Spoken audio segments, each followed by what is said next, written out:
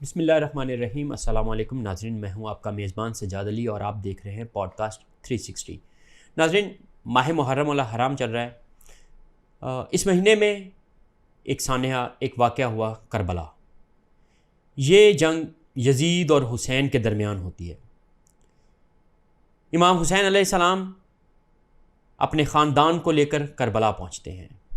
یزید حکم دیتا ہے کہ ان کو قتل کر دیا جائے۔ ناظرین، یہ جنگ کیا ہے؟ کیا یہ کوئی اقتدار کی جنگ ہے؟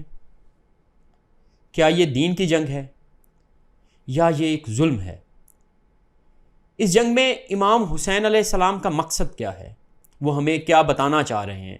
وہ امت کو کیا پیغام دے رہے ہیں سب کو شہید کروا کر؟ ناظرین، اس پہ تفصیلی گفتگو کریں گے۔ ہمارے ساتھ ڈاکٹر صداقت علی فریدی صاحب موجود ہیں، آئیں ان سے بات کرتے ہیں۔ السلام علیکم ڈاکٹر صاحب۔ ڈاکٹر صاحب، سوگ کے ایام چل رہے ہیں، محرم کا مہینہ ہے۔ کربلا پہ ہم بات کریں گے۔ ہم وہ روایتی باتیں نہیں کریں گے، ہم کربلا کے مقصد کے اوپر بات کریں گے۔ رسول اللہ صلی اللہ علیہ وسلم کو ابھی دنیا سے رخصت ہوئے کم و بیش 50 سال ہوئے ہیں۔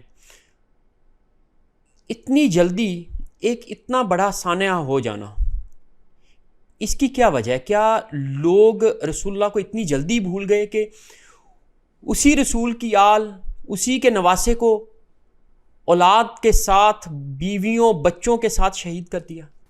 بسم اللہ الرحمن الرحیم۔ سجاد بھائی، گزارش یہ ہے کہ حق اور باطل کی ٹکر ازل سے ہے اور اس نے آخر تک رہنا ہے۔ جہاں تک کربلا کا معاملہ ہے، اس کا ایک پس منظر ہے۔ یہ سید عالم صلی اللہ علیہ وآلہ وسلم کی تشریف آوری سے بھی پہلے اس کا پس منظر ہے، اسلام سے بھی پہلے۔ بنو امیہ اور جناب ہاشم علیہ السلام کے مابین یہ ایک خلش تھی۔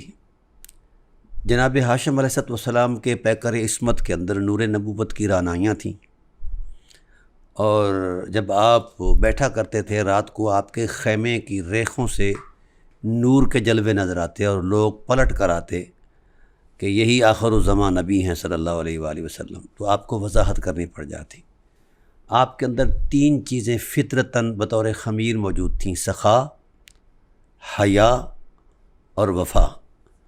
تو آپ چونکہ آپ نے ہی پورے مکہ کو، پورے عرب کو مفلسی کی زندگی سے نکال کر ایک اعلیٰ زندگی دی، اور ان کو روزگار مہیا کیے، اور ان کو سرمایہ مہیا کیا، خیرات مہیا کی، خدمات دیں، اور 2.5 لاکھ لوگوں کی میزبانی کی حج کے موقع پر 3 4 ماہ تک بنو ہاشم نے، جناب ہاشم علیہ السلام نے۔ کیونکہ جناب کی اس سرداری سے پہلے جو عرب کا ماحول تھا وہ بالکل مردہ ایک جسم تھا۔ لوگ اپنی موت کی انتظار میں ریت کے ٹیلوں کی اوٹ میں جا کر سو جاتے کہ مرنا تو ہے ہی ہم نے، بھوک سے ریت جو ہے ہم پر چڑھے گی اور ہم دبائے جائیں گے، یہی قبریں ہیں ہماری۔ تو ایسی مفلوق الحالی سے حضرت ہاشم علیہ السلام نے ان کو نکالا۔ اب لوگوں کے مابین آپ کا جو تعلق تھا اس انداز کا تھا کہ ایک تقدس وہاں ناز کرتا تھا۔ یہ چیزیں جو ہیں یہ بنو امیہ کو اور امیہ کو، عبد الشمس امیۃ الاکبر کو پسند نہ آئیں، اور اس نے کہا کہ یہ چیز جو ہے یہ ہمیں دی جائے، سرداری بھی ہمیں دی جائے، اقتدار بھی ہمیں دیا جائے، فلاں دیے جائے، فلاں دیے جائے۔ تو آپ علیہ السلام نے فرمایا کہ دیکھیے، یہ چیزیں میرے خیال کی دنیا پر یا میرے اختیار کے تصور میں نہیں، مکے کا جو ماحول ہے، اہل عرب جو ہیں وہ اپنی حمیت کے اعتبار سے فیصلہ کریں گے۔ چنانچہ منافرہ ہوا دونوں کا طے شدہ۔ منافرہ کہتے ہیں جس طرح ہمارے ہاں الیکشن ہوتے ہیں کہ جس کو لوگ منتخب کر لیں۔ اب اس منافرے میں طے تھا، طے یہ تھا کہ جو شخص ہار جائے وہ مکہ چھوڑ جائے اور شام چلا جائے 10 سال کے لیے۔ تو ظاہر ہے لوگوں کے سامنے جناب ہاشم علیہ السلام کے اخلاق کریمانہ، سخاوت، حیا اور باہمی احترام اور انسانی زندگی کی عظمتیں موجود تھیں، تو لوگوں کی رغبت ادھر تھی، سب نے ووٹ ادھر دے دیا۔ تو حسب وعدہ پھر عبد الشمس امیۃ الاکبر کو مکہ چھوڑنا پڑا، یہ شام چلا گیا۔ وہاں چونکہ سرزمین یہود تھی اور یہود نے جناب والا ان کو بریف کرنا شروع کر دیا. وہ جو کہ کتاب میں پڑھتے تھے، اس حوالے سے وہ یہود نے ان کو جس وقت بریف کیا تو 10 سالہ ناکامی بڑی ہوتی ہے، اور 10 سالہ وہ پروگرام بھی بڑا ہوتا ہے، لمبا چوڑا ہوتا ہے. اتفاق ایسا ہوا کہ امیہ مر گیا. اب اس کا بیٹا حرب آیا، مد مقابل جناب ہاشم علیہ السلام کے بیٹے حضرت عبد المطلب علیہ السلام آئے. تو انہوں نے بھی اسی انداز میں وہ منافرہ کیا، ان کو بھی جانا پڑا. تو یہ رقابت پرانی ہے. پھر نبی کریم صلی اللہ علیہ وسلم کا ظہور ہوا، بعثت ہوئی. آپ صلی اللہ علیہ وآلہ وسلم کی ذات والا صفات نے جس وقت اعلان حق کیا تو بنو امیہ چونکہ رقابت رکھتے تھے، لہذا انہوں نے کہا کہ سقایا حجابہ رفادہ سب کچھ تمہارے پاس ہے، اور جناب والا رئیس بھی تم ہو، اور اب نبوت رہ گئی تھی وہ بھی بنی ہاشم لے گئے. تو یہ ایک رقابت کا ایک پس منظر تھا. اب حضور نبی کریم صلی اللہ علیہ وسلم کے مد مقابل ابو سفیان آیا. اسی طرح یہ تسلسل جاری رہا. اسلام کو اللہ نے رونق دی، پھیل گیا. پھر چونکہ یہ اسلام کے مد مقابل تو آ نہیں سکتے تھے، پھر انہوں نے اسلام کا برقع اوڑھا. اس میں انہوں نے شرانگیزی کی. ایک طویل بات ہے، میں اس طرف نہیں جانا چاہتا، آپ کے سوالات ہو سکتے ہیں زیادہ ہوں. تو پھر اسی طرح پھر جب نبی کریم صلی اللہ علیہ وسلم کے بعد مولا کائنات آئے اس تصور عظمت پر، تو مد مقابل معاویہ آ گیا. اب ان کا شروع سے یہ شوق تھا کہ بنی ہاشم کو ہم نے نہ اقتدار میں رہنے دینا ہے، نہ کسی بھرم میں رہنے دینا ہے. لیکن وَتُعِزُّ مَن تَشَاءُ وَتُذِلُّ مَن تَشَاءُ یہ خدا کا قانون ہے. پھر ایسے ہی ہوا کہ مد مقابل جناب والا معاویہ آ گیا، ادھر مولا کائنات تھے. یہ وقت گزر گیا تو چونکہ وہ ناکام رہا اور اقتدار پر تو قابض ہو گیا، مگر اس کے مقاصد حاصل نہ ہو پائے. پھر یہ ذمہ داری یزید کے سر پر آئی. تو دراصل ایک تو ہے خاندانی رقابت، دوسرا یہ ہے کہ یہ دین بیزار لوگ تھے. اس لیے رسول اللہ صلی اللہ علیہ وسلم نے خلافت راشدہ کے بعد کے ماحول کو، نظم حکومت کو ملک عزوز کہا ہے، کاٹ کھانے والی حکومت. تو جو معاویہ کا نظم حکومت تھا وہ سب کاٹ کھانے والا تھا، اور اس میں شریعت کے ساتھ اتنا مذاق کیا گیا کہ اب کوئی کافر ہو کر وہ مذاق نہیں کر سکتا جو انہوں نے کیا ہے. شریعت کی ساری حدود کو پامال کیا، شریعت کے تقدس کو پامال کیا، اور پھر اس کے ساتھ ساتھ یہ رقابت جاری رکھی. ممبروں پر اہل بیت نبوت کو گالیاں دی گئیں اور آرڈیننس جاری کیے گئے. سب و شتم کا زمانہ رہا. پھر اہل بیت سے تعلق رکھنے والوں کا قتل کیا جاتا رہا. اصل میں اس کربلا کی بنیاد معاویہ نے رکھی ہے. اس پہ میرے ابھی 2 سوال ہیں. ہاں جی. ایک تو آپ نے جب بنو ہاشم سے جناب ہاشم کا ذکر کیا، آپ نے انہیں بہت رئیس اور امیر بتایا ہے. جی. تو ہماری کتابوں میں ہم نے جب بھی پڑھا ہے، رسول اللہ کے بارے میں سنا گیا ہے وہ بہت غریب تھے، ان کو وہ فاقے میں دن گزارتے تھے، کھانا نہیں ملتا تھا. بنو ہاشم کی غربت کا ہی بیان کیا گیا. گزارش یہ ہے کہ حق بات یہ ہے کہ یہ جو حجرہ میں تیار کیا گیا ہے نا دین، یہ سارا جعلی ہے. یہ حجرہ سے کیا مثال ہے؟ یہ مولویوں نے جو بنائے ہیں جعلی فقیہان حرم نے، یہ سارا جعلی ہے، سب جھوٹ ہے. آپ قرآن سے یہ چیزیں سیکھیں. لإیلاف قریش ایلافہم رحلۃ الشتاء والصیف. اس پس منظر کو جب قرآن بیان کر رہا ہے، اب تو کسی روایت کی ضرورت نہیں. یہ سب جاری روایات ہیں نبی کریم صلی اللہ علیہ وسلم کی حرمت نبوت کو پس منظر میں رکھنے کے لیے اور اہل بیت نبوت کو پس منظر میں رکھنے کے لیے. جس شخص کی 9 ملکوں کے اندر ٹریڈ کمپنیاں ہوں اور جس شخص کا مالی حجم اتنا ہو کہ ہند سے ختم ہو جائیں، وہ بھی غریب ہوتا ہے.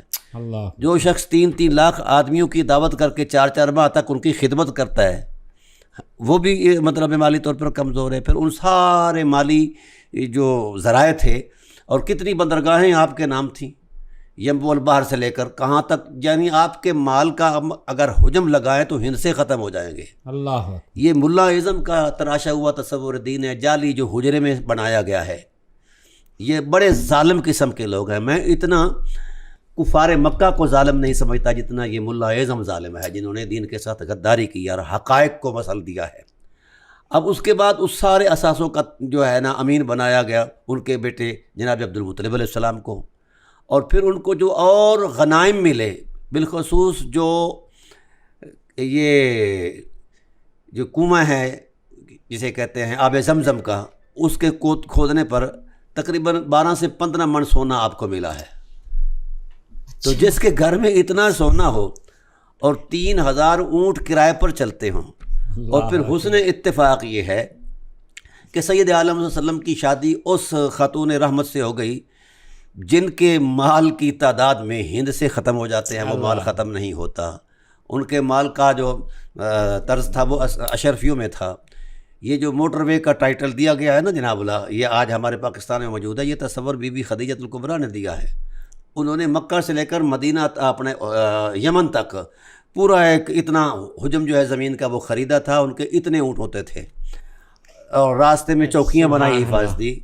یہ چونکہ چور ہیں، دین کے بھی چور ہیں، خدا کے بھی، رسول کے، امت کے بھی چور ہیں، تو چور انہیں ایسی باتیں ہی کرنی ہیں۔ اب آپ نے بات کی کہ بنو امیہ اپنے مقصد میں جب فیل ہو گیا، ٹھیک ہے، بنو امیہ کا مقصد کیا تھا؟ کیونکہ میں نے تو مقصد کربلا پوچھا، آپ نے مقصد بنو امیہ بنو امیہ کا مقصد اقتدار تھا، ہوس، زر تھی، اس کے علاوہ اور کیا تھا؟ میں آپ سے سوال کرتا ہوں سوال پر کہ حضرت ابوبکر صدیق رضی اللہ تعالیٰ عنہ کا مالی حجم جو اسلام پر خرچ ہوا وہ ایک خطیر رقم اور بہت بڑا حجم ہے۔ اسی طرح حضرت عثمان غنی ہیں، اسی طرح دیگر صحابہ کرام نے۔ ابو سفیان سے لے کر یزید تک کسی کا 1% ثابت ہے کہ 1% بھی اسلام کی کسی عظمت پر خرچ کیا ہو؟ اسلام کی دولت پر قابض ہوئے اور اسے بطور رشوت بھی استعمال کیا، اور بھر بھر کے اپنے خزانے بھی بھرے، اور یہاں تک چلے گئے کہ دینی قدروں کو پامال کرنا شروع کر دیا، جو جس سے اسلام نے روکا تھا، جو حرام چیزیں تھیں ان کو بھی حلال کر دیا اپنے ذوق کے لیے۔ یہ ان کا مزاج تھا۔ رسول اللہ کی وفات کو 50 سال ہوئے ہیں، تو بہت جید صحابہ کی اولادیں اور بڑے بڑے صحابہ کرام موجود ہیں، ان کی اولادیں موجود ہیں، تو پھر یہ سب کچھ کیسے ہو گیا؟ ہاں، یہ بات بڑا، یہ سوال آپ کا حساس ہے۔ دیکھیے، گزارش ہے کہ رسول اللہ صلی اللہ علیہ وسلم نے آخری خطبے کے اندر ان حقیقتوں کی نشاندہی کر دی تھی۔ فرمایا تھا کہ میں انی لا اخاف، میں اس بات سے خوف زدہ نہیں ہے کہ میرے بعد تم مشرک ہو جاؤ گے، ہاں مال کی دنیا نے، مال کی خواہش نے تمہیں دین سے روکنا ہے۔ تو صحابہ کرام علیہ رضوان تو خالص للہیت کے ساتھ رسول اللہ صلی اللہ علیہ وسلم سے چلتے رہے۔ بعد کے لوگ جو آئے جن کے اندر بہت بڑے نامور لوگ بھی موجود تھے، تو وہ دوسری طرف چلے گئے جدھر مال تھا۔ ادھر تقویٰ، طہارت، حرمت، عصمت، شرافت، ساری عظمتیں تھیں، اور ادھر وہ مال تھا۔ چونکہ وہ قابض تھے لہذا انہوں نے مال دے کر ان کو خریدا۔ اب دیکھیے نا، ابن زیاد کو یا عمر بن سعد کو یہی لالچ دیا نا کہ رائے کی حکومت تمہیں ملے گی، کربلا برپا کر دو، حسین کو شہید کر دو۔ تو یہ چیزیں ایسی ہیں۔ اور بنو امیہ کے ساتھ اس وقت سے لے کر عبد الشمس سے لے کر یزید تک، آگے تک یہود جو ہے وہ اٹیچ رہے۔ ایک یہ بھی فگر ملتا ہے اس حوالے سے، کربلا کے حوالے سے، کیونکہ مولا کائنات علیہ السلام نے ان کے آبا و اجداد کو بدر سے لے کر حنین تک لتاڑا تھا۔ وہ انتقام جو ہے وہ بھی گردش کرتا رہا۔ دوسری بات یہ ہے کہ یہود مدینہ کا جو مذہبی وہ تھا ڈرامہ، اور اس پر وہ جو چارجز لیا کرتے تھے، ٹیکس لیا کرتے تھے، وہ زد میں آئے۔ رسالت پر علیہ وسلم نے جس وقت ریاست مدینہ کا مطلب قیام فرمایا تو حقائق سامنے آیا، لوگ ادھر لوٹ گئے۔ تو جو یہودی ملا اعظم تھا وہ حضور صلی اللہ علیہ وسلم کے اس بنیاد پر مخالف ہو گیا۔ پھر خیبر فتح ہوا، جہاں ان کا غلبہ تھا، زمینیں تھیں، وہ اسلام میں آیا۔ مولا کائنات نے خیبر کو فتح کر کے اسلام کو دیا۔ تو یہ گرج تھی یہودیوں کو بھی تھی، اور آج تک ہے، آج تک ہے، بلکہ اس نے قیامت تک رہنا ہے۔ تو اس لیے یہ جو یزید تھا، چونکہ اس کی ماں عیسائی تھی، اس کی پیدائش بھی عیسائیوں کے گھر ہوئی، پرورش بھی عیسائیوں کے گھر ہوئی، تو قرآن کریم کے مطابق یہود و نصارہ وہ کبھی بھی اسلام کے نہیں ہو سکتے خیر خواہ، ہمیشہ دشمن ہیں، ٹھیک ہے۔ تو سو ایک جینیٹک سٹیٹس بھی موجود ہے، اور خاندان پس منظر کا جو ایک رقابت کا تصور ہے وہ بھی موجود ہے، مال دنیا بھی موجود ہے۔ تو پھر ظاہر ہے یہ زیادتیاں یہ کیا یہ اقتدار کی جنگ ہے؟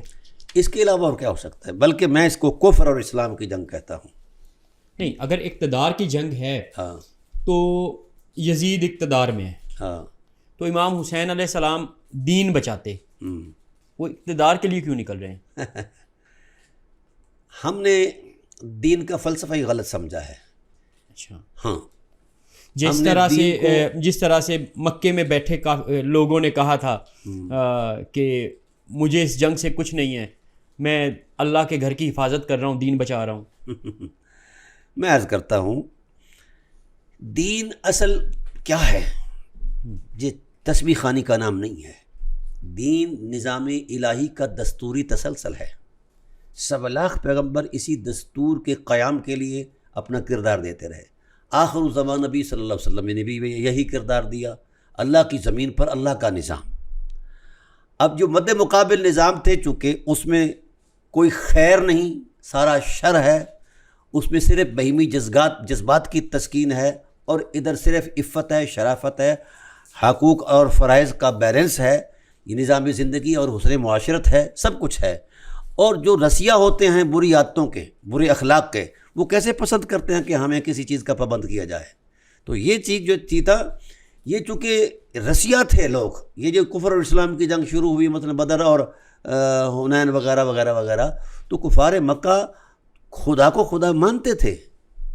ما نعبدهم الا ليقربونا الى زلفى. قرآن نے گواہی دی کہ ہم ان کو خدا نہیں مانتے کہ اس لیے ہم ان کی عبادت کرتے ہیں، بلکہ یہ ہمیں خدا کے قریب کرتے تھے. ایک شیلٹر کے طور پر استعمال کیا انہوں نے ان بت پرستی کو. جانتے وہ بھی تھے، کعبہ کا طواف نہیں کرتے تھے اپنے انداز میں.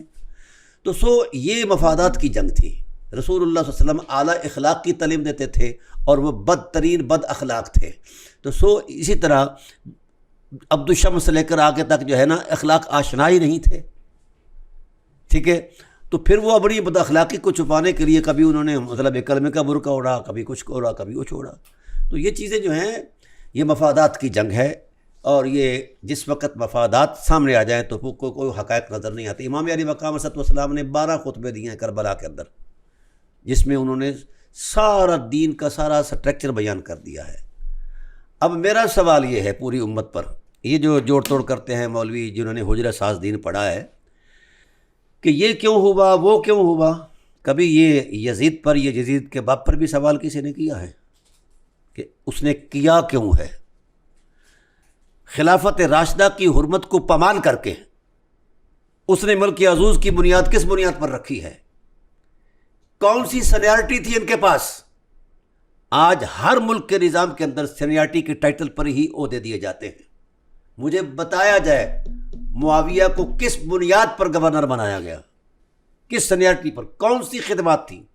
یہ نظر آتی ہے حقیقت کہ سیدنا ابوبکر صدیق رضی اللہ تعالیٰ عنہ کی رسول اللہ صلی اللہ علیہ وسلم سے قربتیں، صحبتیں، وفا اور ایثار. حضرت عمر فاروق رضی اللہ تعالیٰ عنہ کا بھی کردار، جناب عثمان غنی کا کردار، تو وہ تو سینیارٹی کے ٹائٹل پر موجود ہے، وہ سابقون الاولون میں سے بھی ہیں، اور بھی بہت سارے ان کے. مجھے بتایا جائے کہ معاویہ کا کون سا ٹائٹل تھا، کس بنیاد پر ان کو حکومت دی گئی؟ اور پھر حکومت جو اسلامی نظام اور عظمت مآب نظام جو تھا، جس میں انصاف، عدل، اخلاق، یہ ساری حرمتیں موجود تھیں، تو اس نظام کو تباہ کر کے، تلچھٹ کر کے ملک عزوز کی بنیاد رکھی. کس طرح سے تباہ کیا گیا تھا؟ نماز پڑھی جا رہی تھی، روزہ رکھا جا رہا تھا. یہ کوئی نظام نہیں ہے، یہ پرسنل سٹیٹس ہے انسان کا. اس کی ذمہ داری ہے. نظام ہے انسانی حقوق کی بجا آوری، اخلاق عالیہ کا تصور، اور ظالم جابر کے مد مقابل کھڑے ہو کر حقدار کو حق دلانا، یہ نظام ہے. تو ان کے دور میں بھی تو فتوحات ہو رہی ہیں. جی، یہ سوال ہے آپ کا. مجھے یہ بتایا جائے، یہ سب سے بڑا جھوٹ بولا جاتا ہے تاریخ کے ساتھ. فتوحات کے پس منظر کے اندر دیکھیے 23 سالہ نبوی جد و جہد، صحابہ کرام علیہم رضوان کی قربانیاں، اور پھر اس کے بعد جو سلسلہ ہوا، قرآن کریم کی تائید، فرشتوں کی حمایت، یہ اسلام کا غلبہ اور دھاک تو پہلے بیٹھی ہوئی تھی. اس نے کتنے جہاد کیے ہیں، کتنے جہادوں میں شریک ہوا ہے. فتوحات تو اسلام کی اس حرمت کے تقدس کی بنیاد پر ہوئی ہیں. سمجھا گئی نا؟ کون سی اسٹریٹجی یہ جانتے تھے؟ یہ تو صرف اہل بیت نبوت کے قتل کے منصوبے بنا رہے تھے. فتوحات تو صحابہ نے کی ہیں.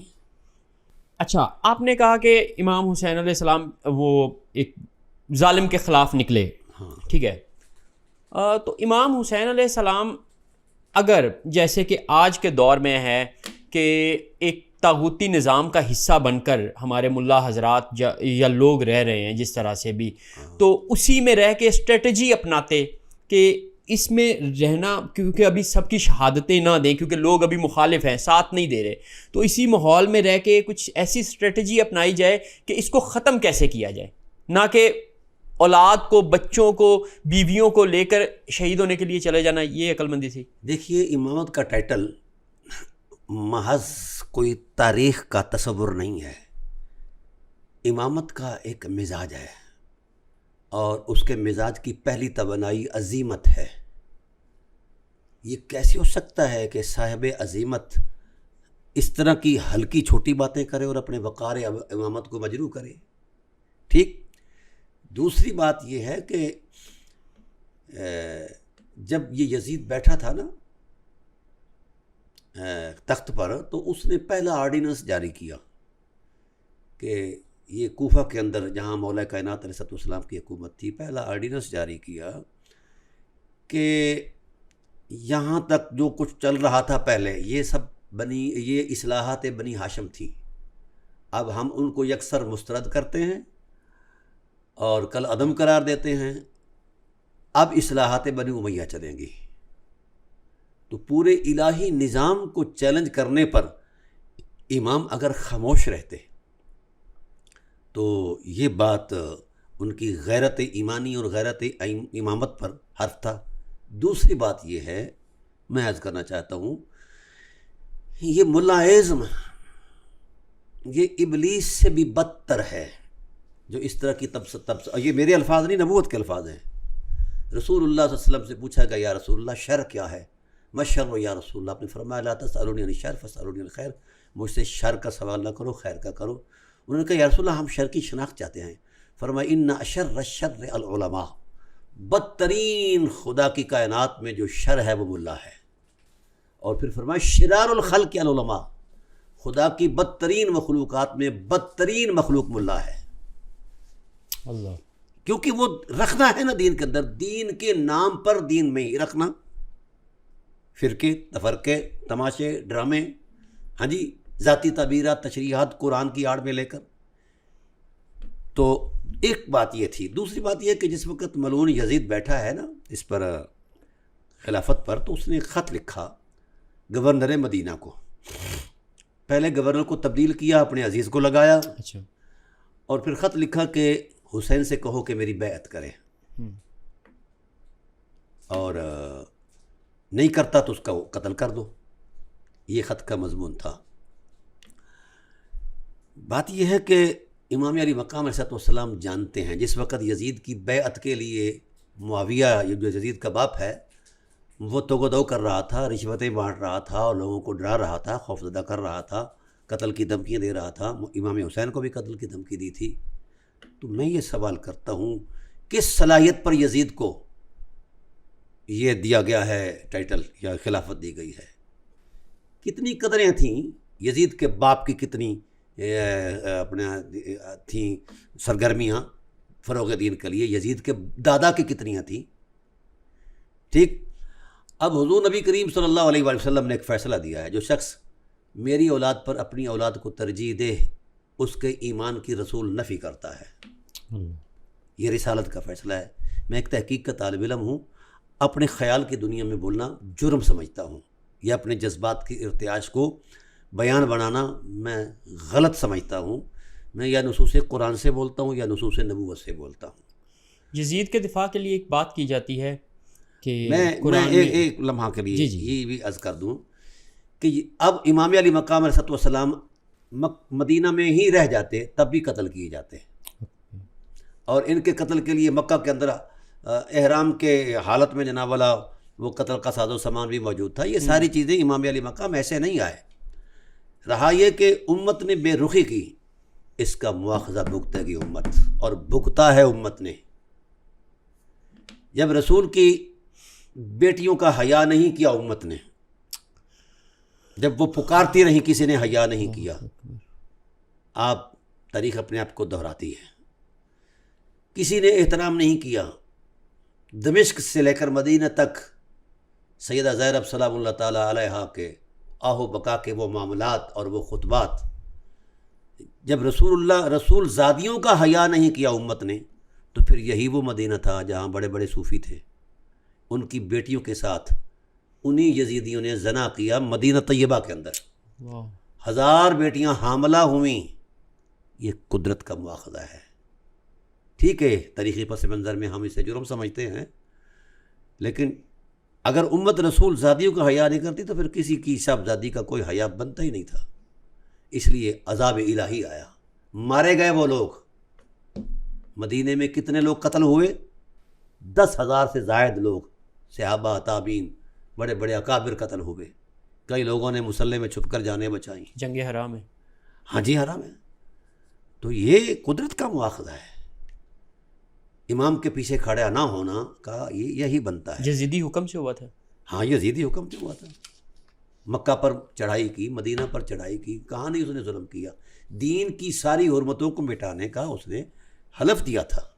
اب جو لوگ یزید کے بارے میں مطلب نرم گوشہ رکھتے ہیں یا یزید کے بارے میں صفائیاں دیتے ہیں، وہ انتہائی سفاک ہیں. نرم گوشہ سے بات اوپر چلی گئی ہے، دفاع کیا جا رہا ہے یزید کا. ہاں، اس کے لیے ایک دلیل پیش کی جاتی ہے. قرآن کہتا ہے کہ حاکم کی اطاعت آپ پہ واجب ہے. دیکھیے، حاکم اسلام ہو تو اطاعت واجب ہے. یہ حاکم اسلام نہ یہ ہے نہ اس کا باپ ہے. جس حکومت کے ٹائٹل کو رسول کی زبان ملک عزوز کہے، ہم اس کے حاکم کو اسلامی حاکم تسلیم کر لیں؟ جھوٹ بولتا ہے ملا اعظم. یہ کہاں کا اصول ہے؟ اگر یہی اصول ہے تو فرعون بھی حاکم تھا نا، اطاعت کرتے نبی کیوں نہیں کیا؟ شداد بھی حاکم تھا، کیوں نہیں کیا حضرت ابراہیم علیہ السلام نے؟ نمرود بھی حاکم تھا، کیوں نہیں کیا؟ تو بھئی پھر نبوی غیرت کا تو مقصد ہی کوئی نہیں رہا. الہی غیرت کا، الہی نظام کا تو فلسفہ ہی معطل ہو جاتا ہے. یہ ایسی باتیں نہیں ہیں. تو محترم، گزارش یہ ہے کہ حقائق دیکھنے ہوں گے. ہم جذباتی طور پر یہ جو فرقے شرکے بنے ہیں، ملا نے جو بنائی ہیں ٹریڈ کمپنیاں، ہم اس کی نظر ہو کر دیکھتے ہیں. نہیں، حقائق دیکھو. قرآن کے سینے میں محفوظ کیا ہے اور زبان رسالت نے کیا فیصلے فرمایا. اسی طرف یہ آ رہا تھا کہ کیا وجہ ہے کہ کربلا اور محرم انسان کو 2 حصوں میں بانٹ دیتی ہے. فرقہ واریت آ جاتی ہے، شیعہ اور سنی اختلافات جاگ اٹھتے ہیں. کیا سنیوں کو شہادت امام حسین علیہ السلام کا دکھ نہیں ہے؟ جس سنی کا تعلق کربلا سے نہیں، وہ سنی نہیں، سہونی ہے. میں برملا کہہ رہا ہوں، سہونی یہودی. آپ سنی ہو کر یہ بات کر رہے ہیں؟ ہاں جی، میں پھر کہہ رہا ہوں. جو سنی کربلا سے متعلق نہیں، وہ سنی نہیں، سہونی ہے. شیعہ کا تو معاملہ بات کی بات ہے نا جی. کربلا نے تقسیم نہیں کیا، امت کو جوڑا ہے. کربلا سے امت وابستہ ہی نہیں ہوئی، اس لیے ذلیل اور رسوا ہو رہی ہے. ابھی حالیہ دنوں میں وہ شیعہ ہی صحیح جو سنیوں کی حمایت اور حفاظت میں لڑتے رہے 2 سال تک، پھر ان پر حملہ ہوا تو چونکہ ان کا تعلق کربلا سے ہے، اللہ نے ان کو غلبہ دیا ہے کہ نہیں دیا؟ سبحان اللہ. ٹھیک ہے نا. ایک 86 سالے بابے نے سارے کفر کو لتاڑ دیا. ارے واہ، یہ ہے حسینیت. یہ جو ہمارے ملا جوڑ توڑ کرتے ہیں نا، بڑے بڑے پگڑے باندھ کر، بڑی بڑی اینکیں لگا کر، بڑے بڑے جبے پہن کر، ان کی فطرتوں میں ابلیسیت ہے.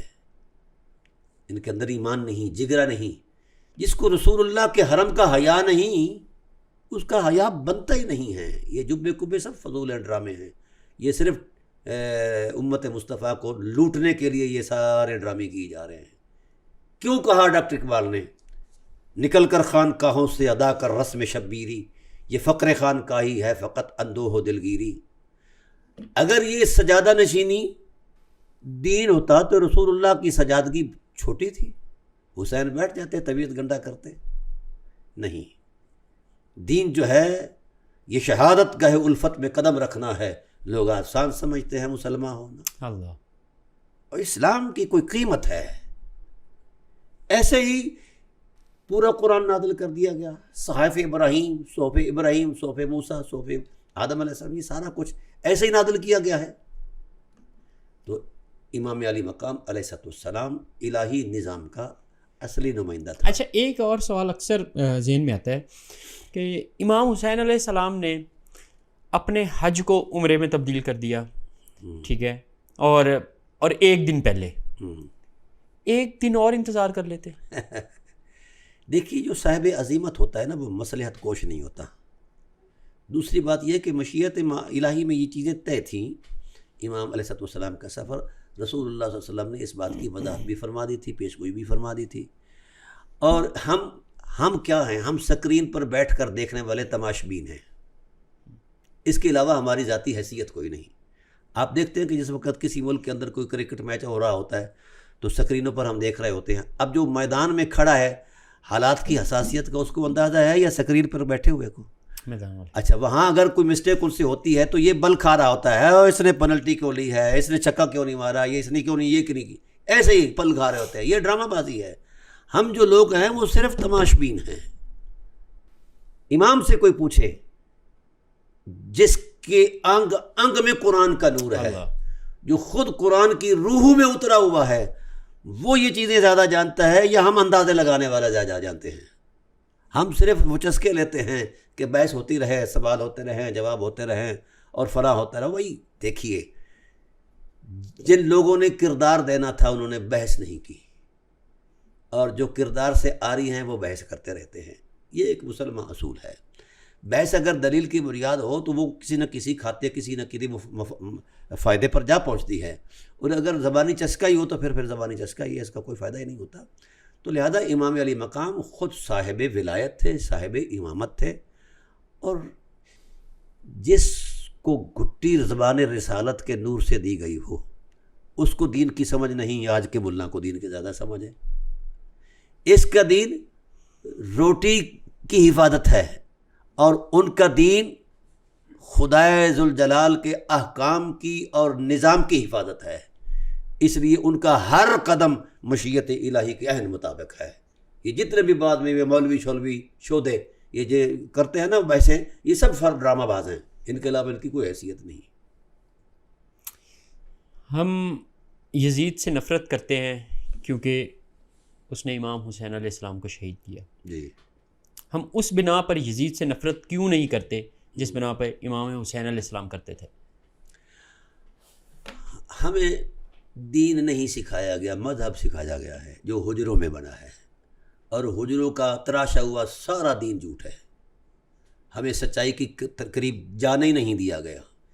امام علی مقام علیہ السلام کی ذات والا صفات، میں صرف یہ نہیں کہہ رہا کہ وہ سبت رسول ہے یا نواسہ رسول ہے تو اس کا یہ پروٹوکول ہے، نہیں، اس کے کردار میں اتنی حرمت ہے کہ ہمارے ایمان کی ان کا نام مجبوری ہے، ان کی محبت مجبوری، اور ان کے بغیر نہ ایمان ہے نہ اسلام ہے۔ میں اس اسلام کو اسلام نہیں مانتا جس میں حسین نہیں ہے۔ حسین کے بغیر کچھ بھی نہیں ہے۔ رسول خدا صلی اللہ علیہ وسلم نے نہیں فرمایا تھا کہ القرآن والحسین والحسین والقرآن، قرآن حسین کے ساتھ جڑا ہوا ہے اور حسین قرآن کے ساتھ، لن یفترقا، اس کو قیامت بھی اس تعلق کو نہیں توڑ سکتی۔ تو مطلب کیا ہے؟ بتایا ہے امت کو کہ جس نے خدا کا وفادار بننا ہے، دین کا وفادار بننا ہے، وہ حسین اور قرآن سے جڑے۔ حضور نے کتنے خطبے دیے حسین کی حرمت کے، حسین و منی وانا من الحسین، یعنی یہ ساری چیزیں اپنی جگہ۔ ہمیں مذہبی مداریوں نے کیا سکھایا؟ یہ فضیلت ہے۔ وہ فضیلتیں ان کی گرم سانسوں کی روش سے بنتی ہیں، کوئی فضیلت ان کے لیے فضیلت نہیں ہے۔ یہ کیا ڈرامے بازی کرتے ہیں یہ مولوی شولوی شودے؟ تو یہ چیزیں جو ہیں ہمیں جب سے، اور میں یاد رکھو، جب تک امت کا تعلق کربلا سے رہے گا امت رسوا نہیں ہوگی۔ سوال یہی تھا کہ کربلا ہمیں سکھا کیا رہے؟ غیرت، دیانتداری، شرافت، حیا، وقار، تمکنت، بھائی چارہ، اخلاقی اخوبت، باہمی احترام، یہ کربلا کا پیغام ہے، اور خدا کی غیرت کا مظہر بننا کربلا کا پیغام ہے۔ اور اللہ کی جو غیرت کا عنوان نہیں بنتا وہ کائنات کا شودا آدمی ہے۔ آپ کی گفتگو سے ابھی تک مجھے یہ لگا ہے کہ کربلا کا جو سب سے بڑا پیغام اور مقصد ہے وہ طاغوت کے سامنے ڈٹ جانا۔ تو کیا وجہ ہے کہ شیعہ سنی ہر طرح کے عالم یہاں پہ موجود ہیں، ان کی موجودگی میں بھی کوئی بھی طاغوت کے سامنے ڈٹا نہیں ہے. ہاں، یہ غیرت سے خالی ہیں، ایمان سے خالی ہیں. جو حسین سے تعلق رکھتا ہے وہ طاغوت کے نظام کے ساتھ کبھی ہم آہنگ نہیں ہوگا، اور جس کا تعلق خود پیٹ سے ہے وہ خود طاغوت ہے. طاغوت کے سامنے وہ کیا کھڑا ہوگا؟ کتنے مولوی ایسے ہیں جو بکاؤ مال ہیں، اگر میں ان کا ریکارڈ بیان کرنا چاہوں تو آگ لگ جائے گی.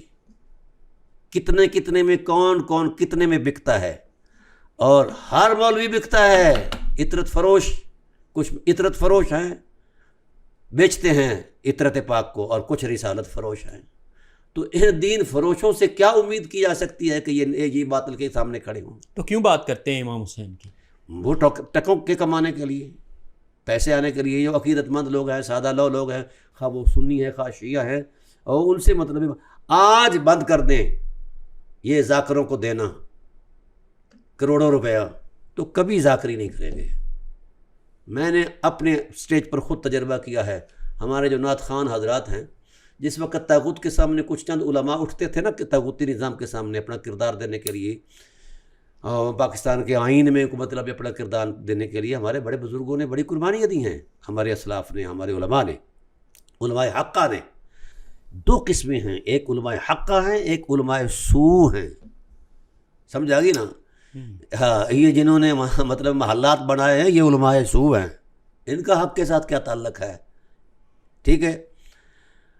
اب ہوتا یہ تھا کہ جس وقت کوئی پروگرام ہوتا تھا احتجاجی، حکومت کوئی غلطی کرتی تو اس پر علماء احتجاج کرتے، عوام احتجاج کرتے، تو کوئی بھی نعت خواں آ کے وہاں احتجاجی سٹیج پر نعت نہیں پڑھتا تھا. ٹھیک ہے. جہاں پیسے آتے تھے اور ان کو جناب والا 3-3 4-4 لاکھ روپے ایڈوانس یہ لیا کرتے تھے. ہم شیعہ ذاکروں کے ساتھ اپنا کرتے ہیں، ان کے گلہ کرتے ہیں. یہ جو سنی ذاکر ہیں یہ توڑے لیتے ہیں. ٹھیک ہے. کلام کسی کا، سر کسی کی، آواز کسی کی، موج ان کی. ان کا دماغ خراب ہے کہ یہ کھڑے ہو کر کوئی احتجاج میں آ کر بات کریں، کوئی دین کی بات کریں. الا ماشاء اللہ کوئی نصیب والا ہوگا جس کے اندر غیرت ہوگی، باقی سب ڈرامہ باز ہیں.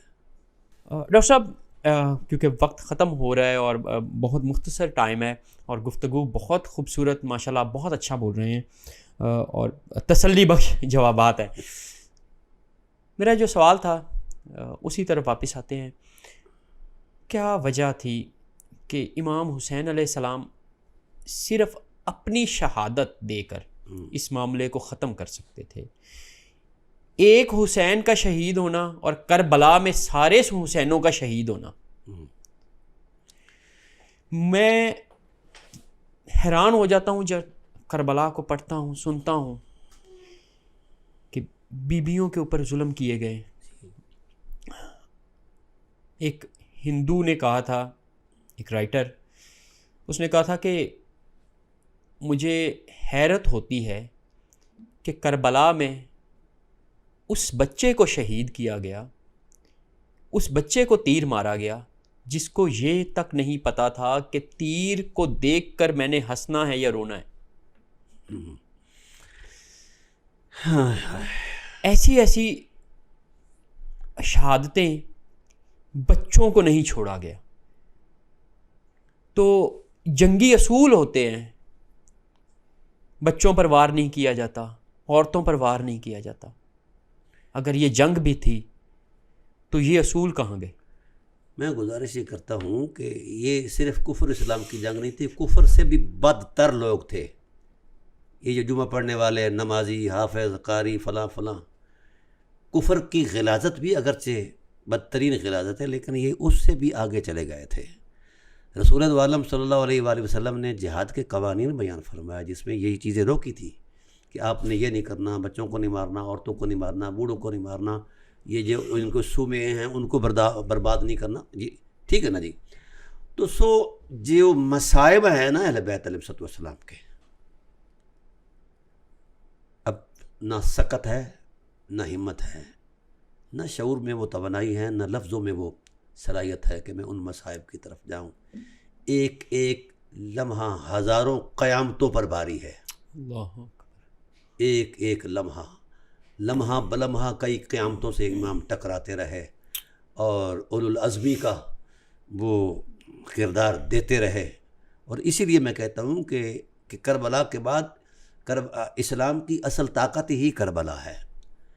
تو یہ جو سفاکی ہے، یہ جو ذہنی عیاشی ہے، یہ اس قدر ظلم ہے کہ ان کو اگر میں خنزیر کہوں تو بھی خنزیر کی توہین ہے. اللہ، کہ اتنے نفوس قدسیہ اور جن پر درود پڑھنا رسول پر واجب ہے، پوری امت پر واجب ہے، ان پر یہ تیر برسا رہے ہیں اور ان کو قتل کر رہے ہیں.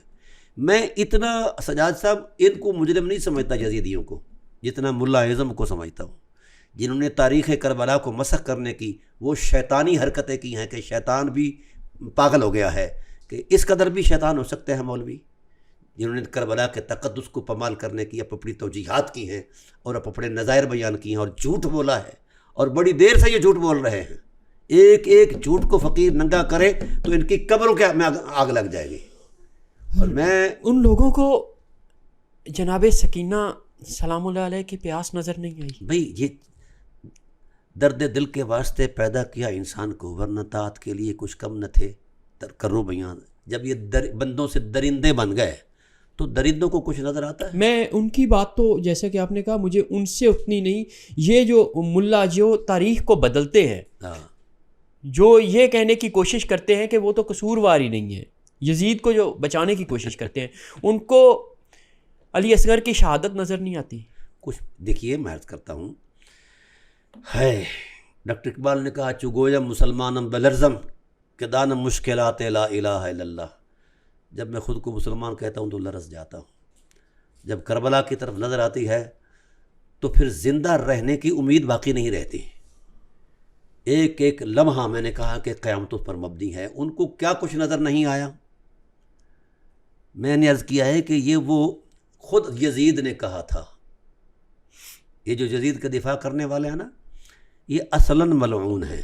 ان پر لعنت کرنا واجب ایمانی ہے، کیونکہ یہ حقائق کو مسخ کرتے ہیں اور اذیت دیتے ہیں قلب رسول کو، اذیت دیتے ہیں اہل بیت کی نفوس قدسیہ کو. اور اللہ تعالیٰ کا ارشاد ہے کہ ان الذین یؤذون اللہ ورسولہ، حضور نے فرمایا من آذا حسینا فقد آذانی ومن آذانی فقد آذ اللہ ومن آذ اللہ لعنہ اللہ فی الدنیا والآخرہ. جس نے حسین کو اذیت دی اس نے رسول کو اذیت دی، جس نے رسول کو اذیت دی اس نے خدا کو اذیت دی، اور جس نے خدا کو اذیت دی خدا ذوالجلال نے فیصلہ فرما دیا ہے ان الذین یؤذون اللہ ورسولہ لعنہم اللہ فی الدنیا والآخرہ واعد لہم عذابا مہینا. جو رسول کو اذیت دیتے، اللہ کو اذیت دیتے ہیں، رسول کو اذیت دیتے ہیں، اللہ تعالیٰ ان پر دنیا اور آخرت میں لعنت کرتا ہے، اور ان کے لیے عذاب عظیم نہیں ہے، یہ کافروں کے لیے ہے. جو کافروں سے بدتر رویے رکھتے ہیں ان کے لیے عذاب مہین ہے. اللہ ان کو عذاب بھی دے گا اور ان کی توہین بھی کرے گا. جس طرح انہوں نے کربلا معلّہ کے اندر نفوس رحمت الہیہ کی جناب والا توہین کی ہے، کربلا معلّہ کے اندر جو کچھ انہوں نے کیا ہے، ان کا حشر دیکھنا. اور آج آپ تکتے نہیں اس سے بڑا عذاب کیا ہے. اتنی بڑی سلطنت میں وہ خلافت کرنے والے نفرت کا استعارہ ہیں، اور ادھر معصوم علی اصغر ایمان اور محبت اور رحمت کا استعارہ ہے. یہ تو اس معصوم کے خون مطہرہ کی گرد کو بھی نہیں پہنچ سکتے یہ ملعون. آپ مجھے بتائیے کہ پوری ہسٹری میں آپ چلے جائیے، پس منظر میں دیکھیے کیا نظر آتا ہے آپ کو. مجھے بتائیے معاویہ اور علی کے درمیان کوئی جوڑ بنتا ہے، توازن بنتا ہے؟ پھر یزید اور حسین کے درمیان، پھر سو آگے چلتے جائیے. اور یہ کہا تھا امام حسین نے، او عیسائی عورت کے بیٹے، تیری ماں عیسائی، اللہ میری ماں سیدہ کونین. یہ تو کبھی 1000 گھنٹہ ہو تو فقیر اس پر بات کرے کہ حسین کیا ہے اور یہ ملعون کیا ہے اور ملا ملعون کیا ہے. صرف آخری سوال میرا، اور اجازت چاہوں گا. غامدی صاحب نے کہا کہ میں کربلا کے واقعوں کو نہیں مانتا. اس کی وجہ یہ ہے کہ اس وقت میڈیا اتنا عام نہیں تھا. ایک خبر جب دوسرے تک پہنچتی ہے بدل جاتی ہے. تو کربلا ہمیں 1400 سال بعد ملی ہے، تو اس میں تو پتہ نہیں کیا سچ ہے کیا جھوٹ ہے. تو یہ اس کو میں نہیں مانتا. غامدی صاحب چونکہ ناسبی ذہن ہیں، میں نے ان کے بارے میں پہلے بھی ایک تو مرتبہ کچھ کلام کیا ہے۔ غامدی صاحب کا یہ تکلم جو ہے یہ صرف کربلا پر گرد ڈالنے کی ایک اوچھی حرکت ہے۔ وہ سفید بالوں کے ساتھ جھوٹ بولنا وہ اپنا شعار سمجھتے ہیں۔ آئیے میں عرض کرتا ہوں، کربلا کی تاریخ قرآن کے سینے میں محفوظ ہے۔ یہ تو سندیں دیکھتے نا روایتوں کی، ٹھیک ہے، قرآن کی سند تو موجود ہے نا، کربلا کا تصور موجود ہے، نقشہ موجود ہے، حرمتیں موجود ہیں۔ یہ کس نے کہا ہے کہ یہ روایتوں پر مبنی ہے کربلا کا تصور؟ کیا ریفرنس ہے؟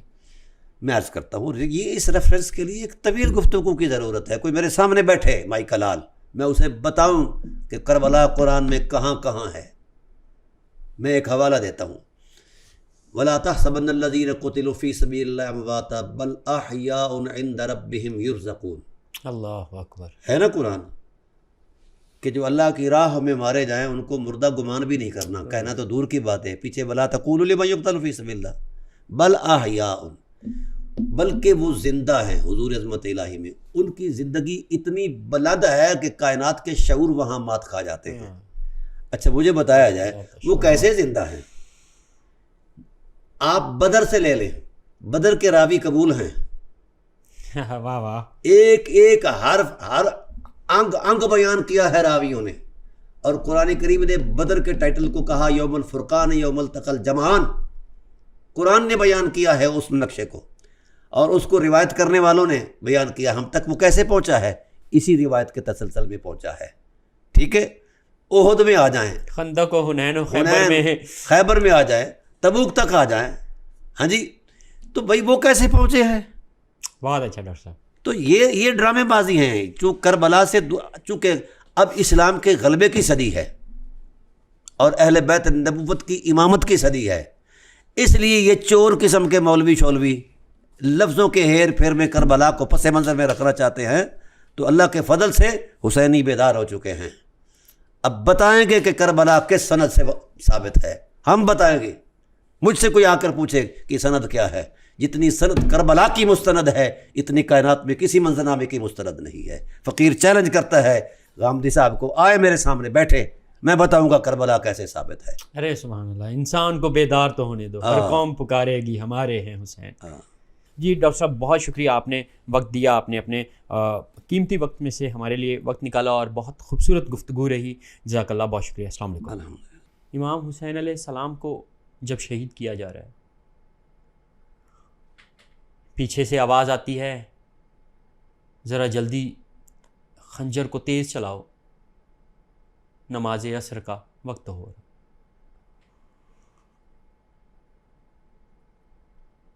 ناظرین،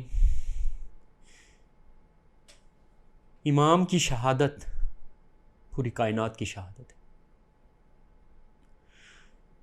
امام حسین علیہ السلام نے شہید ہو کر ہمیں بتایا کہ طاغوت کا سامنا کرنا ہے۔ طاغوت کی آنکھوں میں آنکھیں ڈال کر حسین نے کہا کہ میں حسین ہوں، میں طاغوت کے سامنے جھک نہیں سکتا۔ آج ہم یزید کی مخالفت کی بات کرتے ہیں، یزید کو برا کہتے ہیں، صرف اس لیے کہ امام حسین علیہ السلام کو شہید کیا یزید نے۔ کبھی ہم نے یہ سوچا کہ امام حسین علیہ السلام یزید کو کیوں برا کہتے تھے؟ امام حسین علیہ السلام کیوں یزید کی مخالفت کرتے تھے؟ وہ یزید کی مخالفت نہیں تھی، وہ ایک نظام کی مخالفت تھی، وہ طاغوت کی مخالفت تھی۔ حسین نے ہمیں یہ پیغام دیا ہے، چاہے تمہیں شہید ہونا پڑ جائے، اپنی جانیں دینی پڑ جائیں، اپنی اولاد قربان کرنی پڑ جائے، لیکن کبھی طاغوت کے سامنے جھکنا نہیں۔ قتل حسین اصل میں مرگ یزید ہے، اسلام زندہ ہوتا ہے ہر کربلا کے بعد۔